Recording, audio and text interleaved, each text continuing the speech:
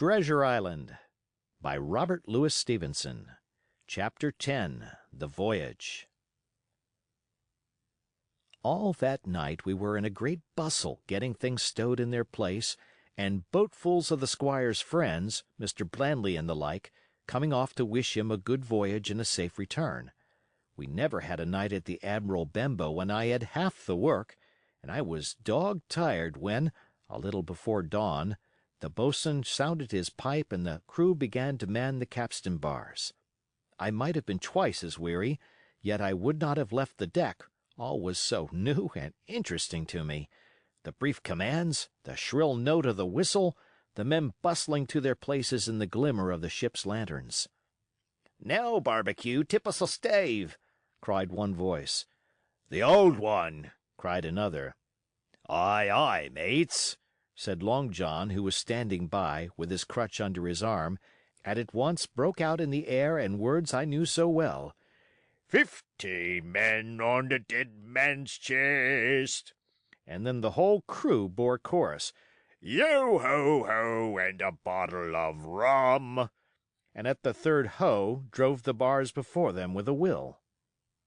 Even at that exciting moment, it carried me back to the old Admiral Benbow in a second, and I seemed to hear the voice of the captain piping in the chorus. But soon the anchor was short up, soon it was hanging dripping at the bows, soon the sails began to draw, and the land and shipping to flit by on either side, and before I could lie down to snatch an hour of slumber, the Hispaniola had begun her voyage to the Isle of Treasure. I am not going to relate that voyage in detail. It was fairly prosperous.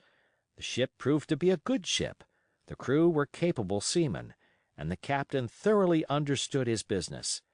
But before we came the length of Treasure Island, 2 or 3 things had happened which require to be known. Mr. Arrow, first of all, turned out even worse than the captain had feared. He had no command among the men, and people did what they pleased with him. But that was by no means the worst of it, for after a day or 2 at sea he began to appear on deck with hazy eye, red cheeks, stuttering tongue, and other marks of drunkenness. Time after time he was ordered below in disgrace. Sometimes he fell and cut himself. Sometimes he lay all day long in his little bunk at one side of the companion.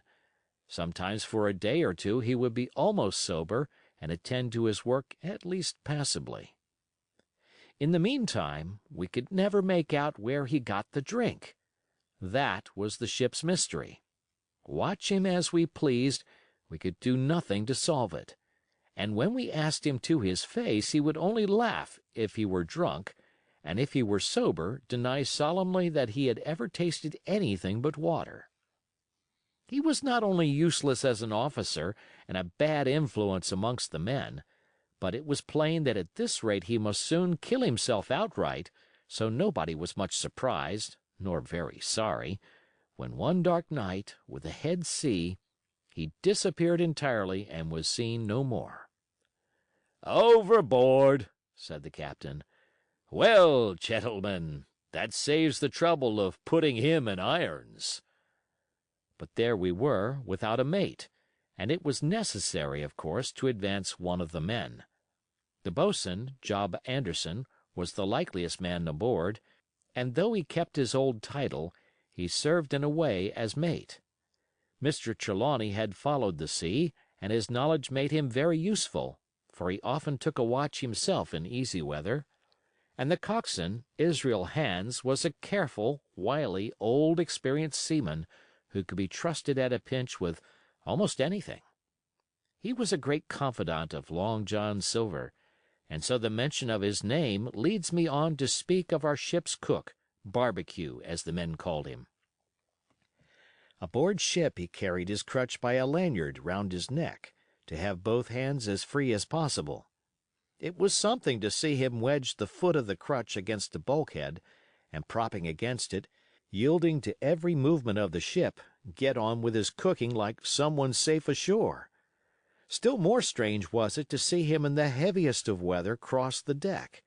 He had a line or 2 rigged up to help him across the widest spaces, Long John's earrings, they were called, and he would hand himself from one place to another, now using the crutch, now trailing it alongside by the lanyard, as quickly as another man could walk. Yet some of the men who had sailed with him before expressed their pity to see him so reduced. "He's no common man, Barbecue," said the coxswain to me. "He had good schooling in his young days and can speak like a book when so minded. And brave? A lion's nothing alongside of Long John. I seen him grapple 4 and knock their heads together, him unarmed." All the crew respected and even obeyed him. He had a way of talking to each and doing everybody some particular service. To me he was unweariedly kind, and always glad to see me in the galley, which he kept as clean as a new pin, the dishes hanging up burnished and his parrot in a cage in one corner.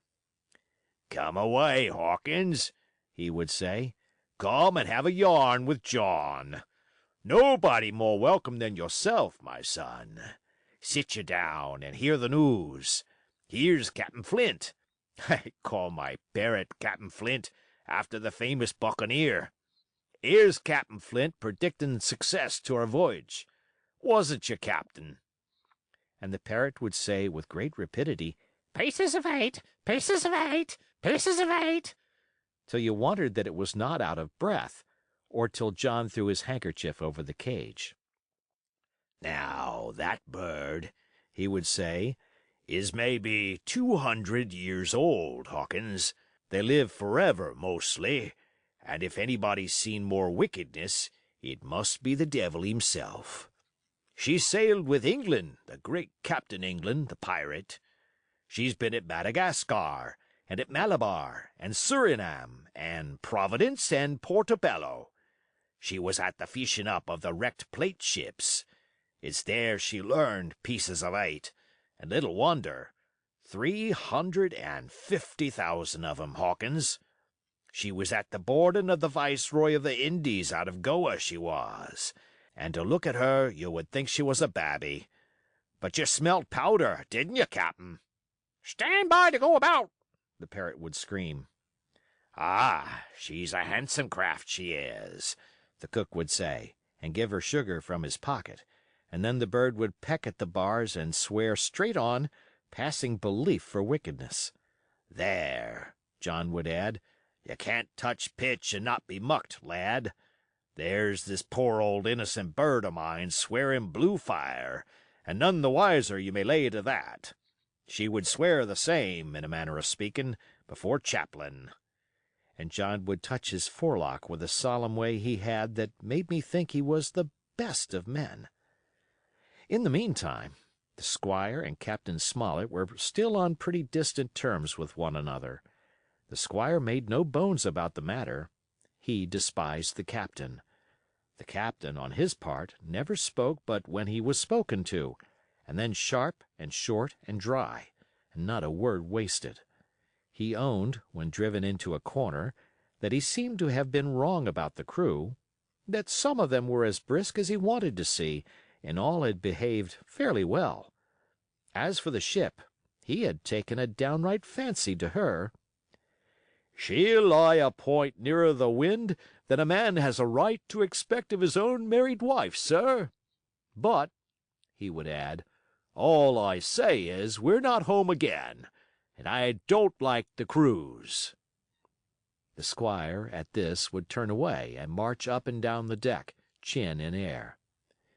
"A trifle more of that man," he would say, "and I shall explode." We had some heavy weather, which only proved the qualities of the Hispaniola. Every man on board seemed well content, and they must have been hard to please if they had been otherwise, for it is my belief there was never a ship's company so spoiled since Noah put to sea. Double grog was going on the least excuse.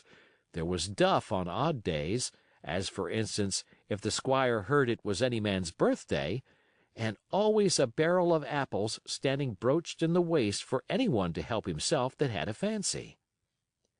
"Never knew good come of it yet," the captain said to Dr. Livesey. Spoiled forecastle hands make devils. That's my belief." But good did come of the apple barrel, as you shall hear, for if it had not been for that, we should have had no note of warning and might all have perished by the hand of treachery.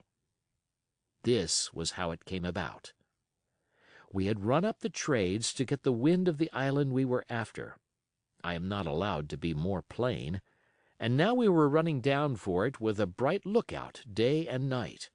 It was about the last day of our outward voyage by the largest computation. Sometime that night, or at latest before noon of the morrow, we should sight the treasure island. We were heading south-southwest, and had a steady breeze abeam and a quiet sea. The Hispaniola rolled steadily, dipping her bowsprit now and then with a whiff of spray. All was drawing alow and aloft. Everyone was in the bravest spirits because we were now so near an end of the first part of our adventure. Now, just after sundown, when all my work was over and I was on my way to my berth, it occurred to me that I should like an apple. I ran on deck. The watch was all forward looking out for the island. The man at the helm was watching the luff of the sail and whistling away gently to himself, and that was the only sound excepting the swish of the sea against the bows and around the sides of the ship. In I got bodily into the apple barrel, and found there was scarce an apple left. But sitting down there in the dark, what with the sound of the waters and the rocking movement of the ship, I had either fallen asleep or was on the point of doing so when a heavy man sat down with rather a clash close by. The barrel shook as he leaned his shoulders against it, and I was just about to jump up when the man began to speak. It was Silver's voice, and before I had heard a dozen words, I would not have shown myself for all the world, but lay there, trembling and listening, in the extreme of fear and curiosity. For from these dozen words I understood that the lives of all the honest men aboard depended upon me alone. End of chapter.